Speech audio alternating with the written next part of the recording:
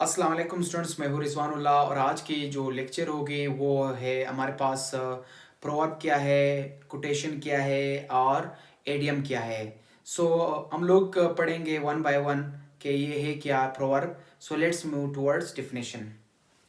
इसकी डिफिनेशन हम लोग कैसे कर सकते हैं? A short sentence which gives advice and tell us something about life. Proverb जो है ना वो शॉर्ट सेंटेंसेस पे मुश्तमिल है जो हमें एक नसीहत के तौर पर देते हैं या यूज़ करते हैं। और दूसरी बात ये होती है कि हमें ज़िंदगी की रियलिटी के बारे में, हकीकत के बारे में बताते हैं। हमारे पास इसके काफ़ी सारे एग्जांपल्स है जो मैंने एक दो लिखे हुए हैं। वो है हमारे पास do good and forget. Do good and forget से मुराद नेकी कर दरिया में डाल। नेकी कर दरिया में डाल, इससे क्या मुराद है कि अगर आपने किसी के साथ एहसान किया, अच्छाई की, भलाई की है, तो फिर आपने दोहराना नहीं है कि मैंने ये अच्छाई की आपके आपके साथ ये किया है, बार बार उसको याद नहीं दिलाना है। और दूसरी हमारे पास है as you sow so shall you reap. ये दूसरा जो हमारे पास प्रोवर्ब्स है, इसकी मीनिंग, उर्दू मीनिंग ये है जैसे करोगे वैसे भरोगे। यानी इसका मुराद ये है, यानी आप जिस बंदे के साथ बर्ताव करोगे तो उसी बंदे से ही ऐसे ही बर्ताव मिलेगा।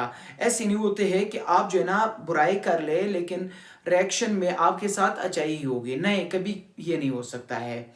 और दूसरी बात, अगर थर्ड प्रोवर्ब की बात करें, टिट फॉर टेट, अदले का बदला।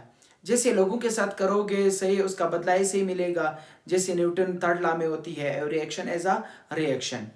तो जो दूसरा है हमारे पास, व्हाट इज कोटेशन। कोटेशन है क्या, इसको हम लोग डिफाइन कैसे कर सकते हैं?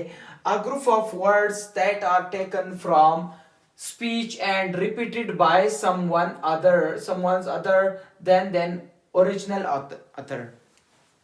कोटेशन जो है ना ये एक स्पेसिफिक वर्ड्स होते हैं, ग्रुप ऑफ वर्ड्स होते हैं। ये स्पीच में या टेक्स्ट में यूज हुआ हो, फिर उसके बाद ये जो है ना repeated and repeated by someone as other than original author.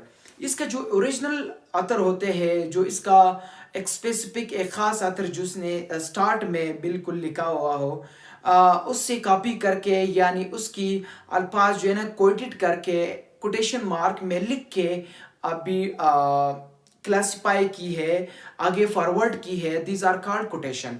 इसका एग्जांपल हमारे पास ये है, love all trust a few do wrong to none. Means क्या है?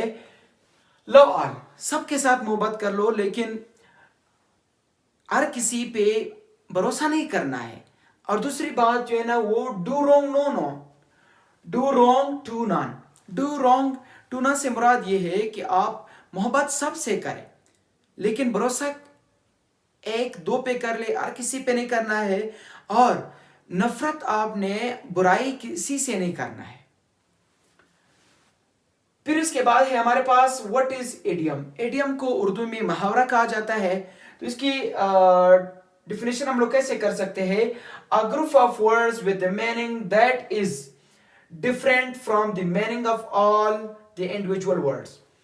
एडियम्स हमारे पास वो टर्म है जिसमें जितनी भी अल्फाज होती है एग्जैक्टली वो अल्फाज वही मीनिंग नहीं देते हैं, उसकी छुपे हुए यानी आइडन मीनिंग देते हैं, छुपे हुए मीनिंग देते हैं, माना देते हैं।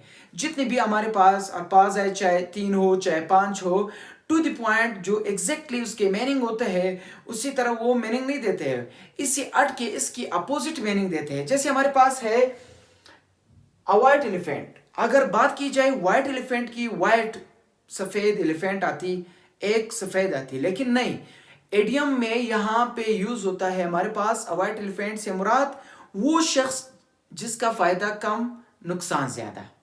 फिर दूसरा हमारे पास है I am opening with you. I am opening with you, यहां पे ओपनिंग की मीनिंग, ओपन की बात की जाए तो खोलना है, लेकिन यहां पे एज एडियम यूज हुआ है। इससे मुराद ये है मैं आपको साफ साफ कह रहा हूं।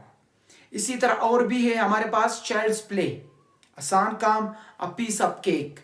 हम कहते हैं a piece of cake, piece of cake से मुराद केक का एक टुकड़ा, लेकिन यहाँ पे idiom as idiom idiomatic meaning में यही मीनिंग नहीं दे रहा है, यहाँ पे छुपा हुआ मीनिंग दे रहा है। इससे मुराद ये है कि जो हम लोग कहते हैं to teach English it's a piece of cake for me, ये मेरे लिए बहुत आसान है इंग्लिश पढ़ाना। Thanks for listening my video. If you have any confusion so you may tell me.